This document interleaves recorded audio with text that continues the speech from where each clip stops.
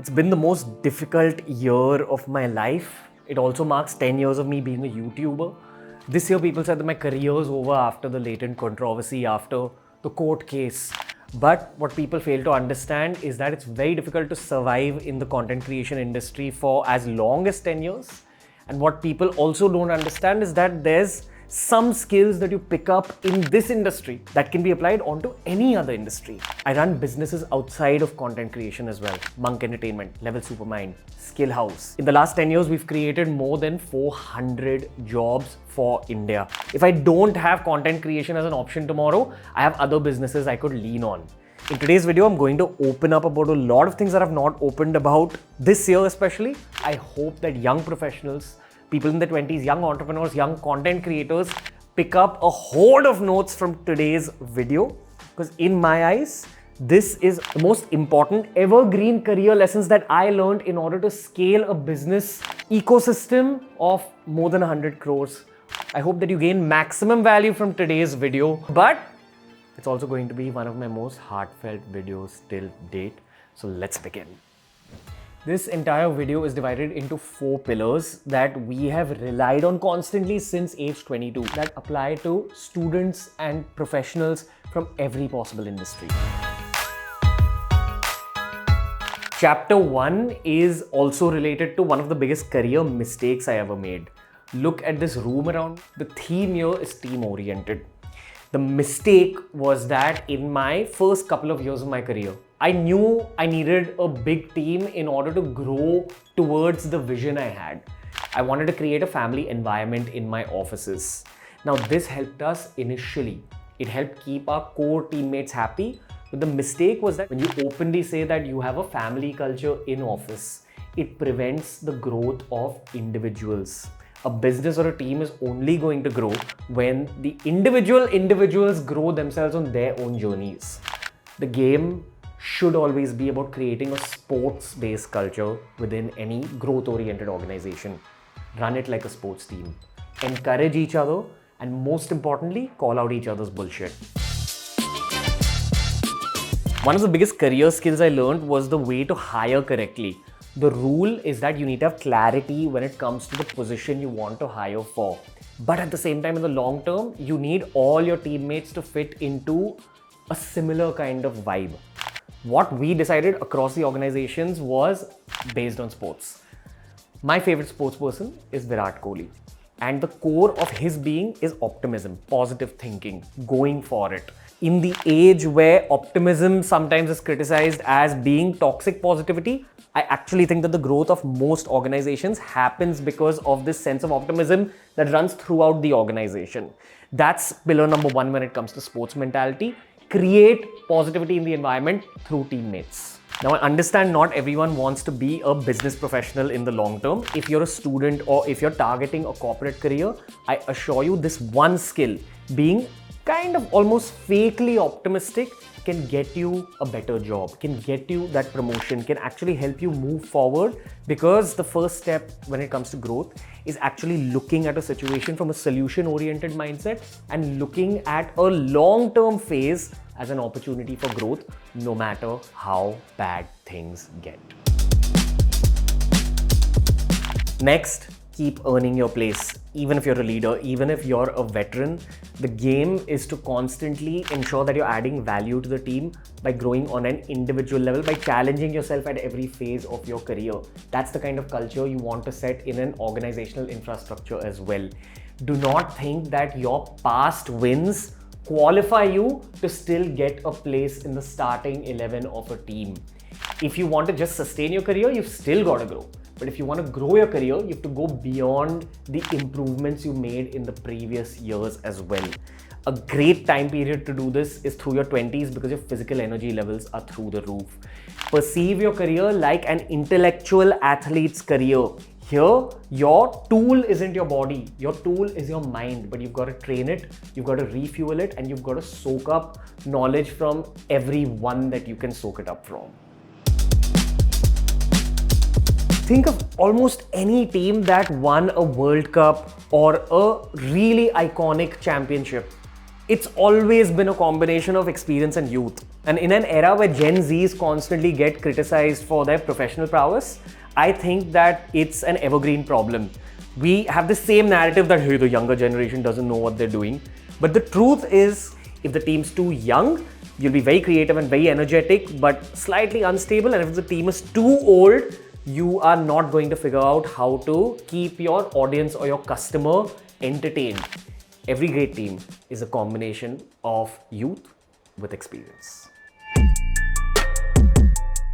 The next point is what I call formation changes or role changes. We see this in football and cricket where a young athlete may not be able to perform to the best of their abilities, but a coach or a captain comes into their story and shifts their batting position or shifts where they play on the football pitch, and then their career takes off.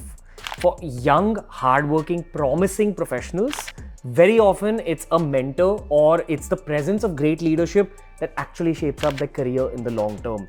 People need to be slightly experimental, especially when they're young or when they're old and they're getting bored of their old role.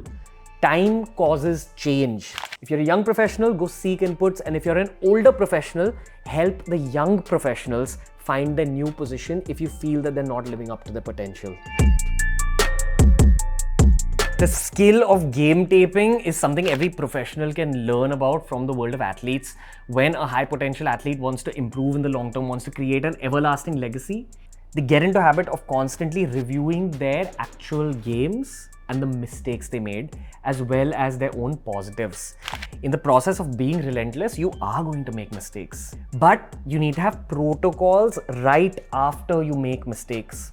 Group discussions, reviewing what went wrong, and ensuring you don't repeat the mistake going forward. That's all that game taping is. Even in the recent controversy, one of our first protocols was a group discussion to simply figure out not just what went wrong, but also all the other decisions that led up to that one major mistake. So whether it's a huge mistake or a tiny mistake, your protocol has to be to remain stoic, to review what happened, and understand that even one bad year doesn't define your entire career's legacy. Remember, good times don't teach you much, but your bad times will be your life-changing career lessons. Embrace your own mistakes without any guilt. Just don't repeat them again.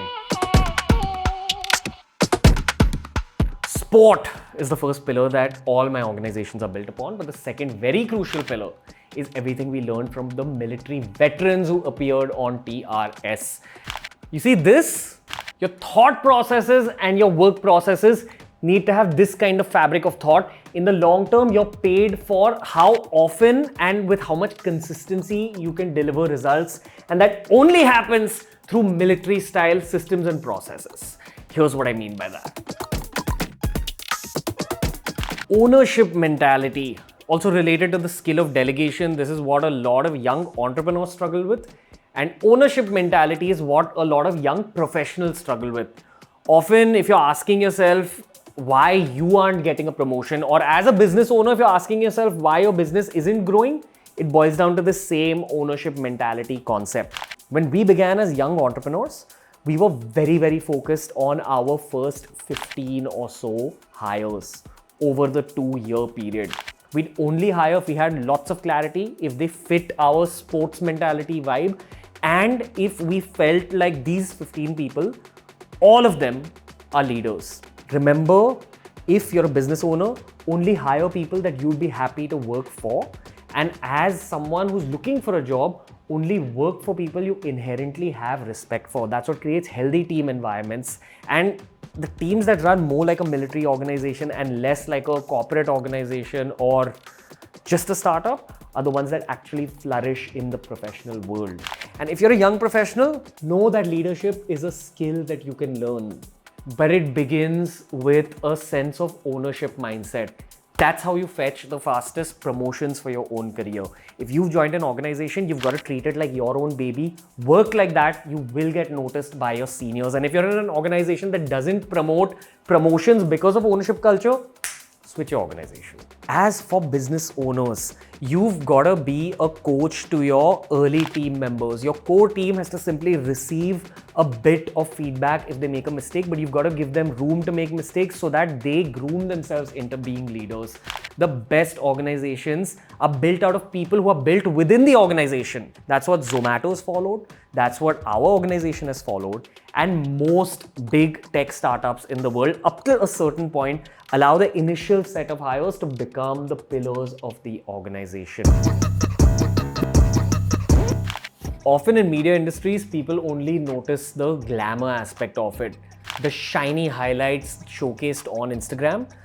All I want to say is that to produce content regularly, you need systems and processes. And a few content pieces taking off lead to trophies like this and all the moments that find their way to Instagram. But it's all built first and foremost on SOPs. Very strong protocols that we have placed within our organization because we want to make it system dependent and not person dependent. If a part of your organizational work is based on one person's capabilities, then you're placing yourself in kind of a dangerous position. If that person falls ill or they leave the organization, that part of the organization gets shaken up. A bit of a nostalgic backstory, but when we were growing Monk Entertainment, we didn't have a business degree. We didn't know how to manage our systems. We were drowning in chaos, especially between team member number 5 and 50, where a small organization with a lot of work coming in.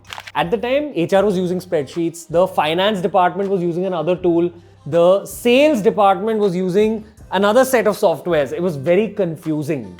We've been using Odoo for a very long time in the organization now to smoothen out our processes. It's an all-in-one business platform that connects all of these different verticals. HR, inventory, sales, finance, you name it, all of them are linked through this one business software. The more organized your backend is, the smoother your work ends up happening. So if you are an ambitious professional, if you're a business owner, I highly recommend you check out Odoo's Community Day in 2025. It's happening on the 13th and 14th of August in Mahatma Mandir in Gandhinagar. More than 200 entrepreneurs and influencers will conduct talks on this day. There's going to be live demos by experts and business owners will discover practical solutions, not just theories. The best part is that there's no entry fee. This is much better value for money than a random business conference that you pay a lot of money for. I'm going to be there on both the days, and to register, the link is given in the description box. Which is why the military mindset matters. Most specifically, seeking feedback ferociously and not being afraid of intense feedback. The leadership rule is that when you're imparting feedback to anyone, you're supposed to mix in good feedback at all times along with some negative feedback. Even the founders require feedback regularly. If you're surrounded by people who challenge you at least once every quarter, I assure you, growth will never ever stop. Don't try cutting someone off while they're giving you inputs. Open your ears and just listen to what they're saying. Think about it, even if you don't agree to it completely initially. You've got to sit with that feedback and view it objectively. The last and most important sub-point is something that you can see in any military veteran's body language. You know that it's a soldier simply by how they stand, by how they carry themselves, by how they dress. An officer-like appearance, an officer-like projection. You've got to project yourself like a professional, but you've also got to focus on your own sense of professionalism. Few sub-points within the sub-point: punctuality, presentability, being well-groomed, being well-dressed, etc. Repeatability, presenting the same quality of product or service repeatedly. That's what you get paid for in the long term. In the same way that you can spot officers in the crowd, you can also spot great professionals in an office environment. And in the long term, all forms of career growth are based on your sense of professionalism. If this is an office, one of the main rules that we follow: no gossip, intense punctuality, and most importantly, kaam ki baatein. We don't want bullshit talk to happen within these walls. After office timings, you go, you have fun, enjoy a drink. But once you come to the office, have fun, create, enjoy yourself, but also be a top quality professional. The next pillar is what we call divine profitability. Spirituality is a part of business if you perceive it that way. The biggest money lesson I ever learned is that money is energy. But let's understand this deeper from an organizational perspective. If I had to teach my kids one lesson about careers, I'd tell them that, hey, money is a spiritual tool. If you have an excess of money, rather than spending it on your own luxuries, spend it on the welfare of the world that you live in. Give back to the society that gave you the money in the first place. And if you feel you're not yet ready to give back to society, if you don't want to go about your social work yet, at least give back to the team around you. All forms of charity begin at home and within your office, but if possible, at all points in your career, keep about 5 to 10% of your total income aside for the sake of the community that raised you, for the sake of the earth that is providing for you. It's one of those spiritual outlooks on money that keeps the money constantly flowing in from an energy perspective. People see the fancy studios without understanding that it's taken years of hard work and what we call the Galla-based mentality. Galla is a word I picked up from the Marwadi community of India, which is known as India's most prolific business community. Your Galla refers to the money that's left in the drawer of a small shop at the end of one day of work. Basically means selling price minus cost price, leaving you with profit. You need to focus on profitability from day one of your journey. This is what the Galla mentality is. In year one, when I couldn't make money through content and businesses, I trained people for a living, made a lot of money and reinvested it into YouTube. But only switched over completely into content creation when I felt like I'll be able to still generate profits by giving up on fitness coaching. This has always been the mentality. Your selling price has to be greater than your cost price for you to grow your business. And once you've got a cash surplus, that's when the fancy studios come in. That's when the large teams come in. And only after you've reinvested well in the organization and you have a predictable kind of income coming in, that's when you can spend on luxuries and personal dreams. But first and foremost, respect money like it's energy by being professional, and at the same time, remember to focus on the Galla mentality. The final chapter of this video is all about the martial arts mindset or the samurai mindset. The best thing that my parents did for me when I was little was that they put me in judo and taekwondo classes, and I pursued it between the 5th and 10th grade. What it gave me was the need for a discipline-oriented process for the rest of my life. So at age 16, when I stopped practicing martial arts, I had a need to adopt some process for the sake of just living life. Initially, it was going to the gym regularly and being serious about weight training. And once college got done, I made my career the martial art that I adopted. When you founded any organization, when you're the leader, you have to lead by example, which is why you can never let go of your own student mindset, of your own ability to be a lifelong martial artist. That's why the organizations have grown beyond 100 crores. You know, think of Bruce Lee and the way his body moved. Think of Lionel Messi and the way his body moves. Think of Ravindra Jadeja and the way he fields. What's common is agility, the ability to change your direction really quick. But that's an outcome of years of training and practice to create your base. Once you put your body and your mind through discipline, then after a point, agility becomes a superpower. That's how the best professional careers work as well. You need to absorb knowledge, you need to practice professionalism, and then after a point, be able to change your direction really quickly. Be water, my friend. Practice agility based on the feedback you receive from your customers constantly, and ensure that the student within you is alive, that your mind is ready for change at all times. When I was in college, I had a professor who taught me computers, and I asked him a few questions which he made fun of. Because of that, I never learned how to code in my life. I got discouraged at that moment. The lesson for me was never be afraid to ask the stupid questions. And the organizational lesson, because of which we've built all of these profitable organizations, is that we've created a dojo mentality. A set of students all studying together, asking each other the tough questions, the seniors helping the juniors, and an environment where no stupid question is discouraged. The only thing that's discouraged is a pause in your journey of growth. That's the kind of dojo that I'm actually proud that I've built. And that's the kind of mentality that will remain for the next 50 years of me running businesses.